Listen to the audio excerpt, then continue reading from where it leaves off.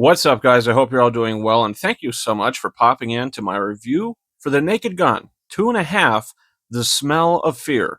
Why is the film called The Smell of Fear? I don't really remember anybody saying anything about any sort of smell during the film, so it's just kind of a silly title, I guess. And if you thought that was a silly title, I haven't even started to think about the title to the next movie, which I'm going to be watching, because The Naked Gun, the new film, is going to be out in 2 weeks. And I'm going to be, of course, reviewing it. So I reviewed the first one a couple weeks ago. Now it's time for The Naked Gun 2. I watched the film yesterday. I gave it a night to marinate. And I really don't think that was really necessary because this film is exactly what it is.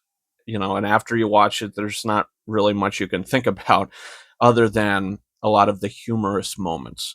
The film follows a bigger story than the first one. There's a nuclear story, there's imposters. Richard Griffiths, the father from Harry Potter. When I say the father, I mean the uncle. Forgive me, please. He was the uncle, Uncle Vernon. And I saw him in this. I was like, wait a minute, is that Richard Harris? And it was, or Richard Griffiths. There was a lot of Richards in that cast. But Richard Griffiths is now in this movie, and he's probably the only good new character, the villainous new character you didn't really care about. And to be honest, the story of the film, I did not care about.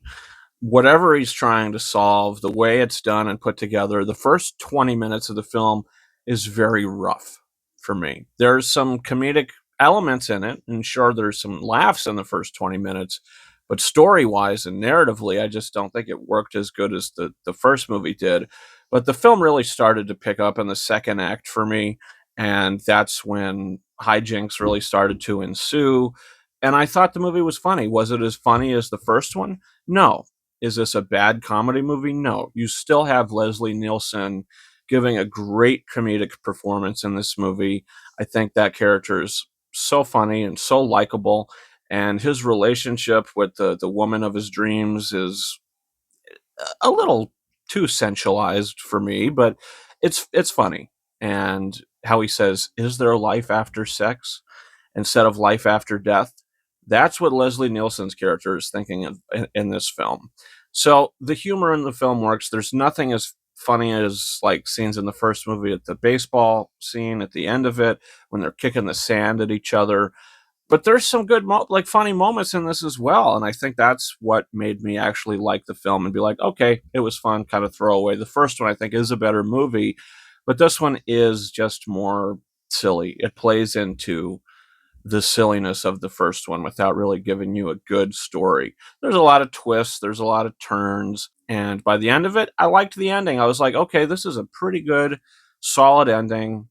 I'm excited to see what happens in the third one. I guess he's now retired, and now in the third one, he's got to come back, whatever the case may be. I liked Naked Gun 2. Didn't like it as much as the first one, but it's a funny film. It's got good moments. The first film had tiny bits of humor that didn't work sprinkled throughout the film. A majority of it did.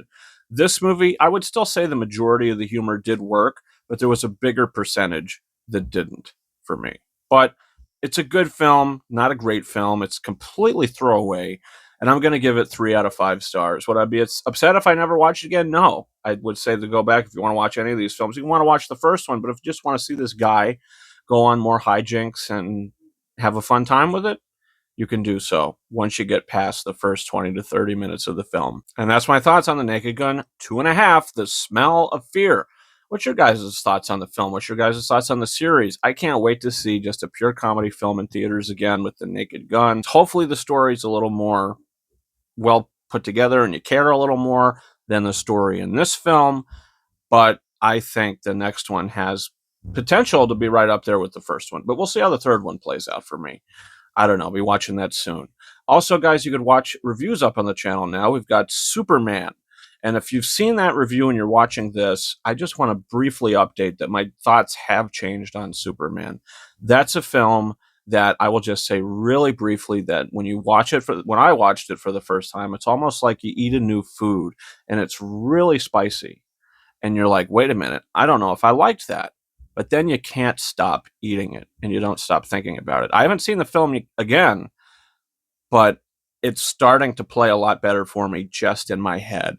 So after I see it, it was so different. I was not expecting that movie at all. To be what it was, I wasn't expecting that. So it took me a little while to start to actually get used to it. And there's some things that don't work for sure. I don't think it's the best movie of the year, but I certainly don't think it's the worst movie of the year anymore. So I just wanted to get that out there. I do plan on doing like a spoiler review, or when the 4K comes out, I want to do just another video giving you my updated thoughts. Full spoilers, because I think the movie is a good film.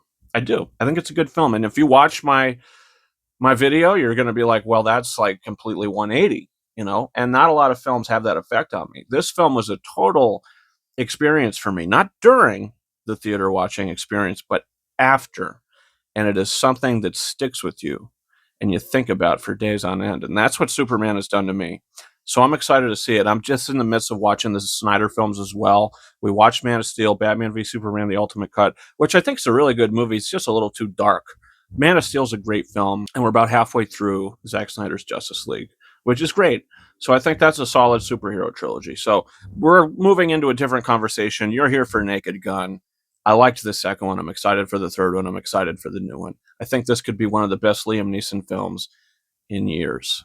So with that being said, you can follow me on Twitter and or X at RyanKing72 and Instagram at KingArises131. That's been it for me. Thank you so much for watching my review for The Naked Gun 2.5, The Smell of Fear. And until next time, over and out.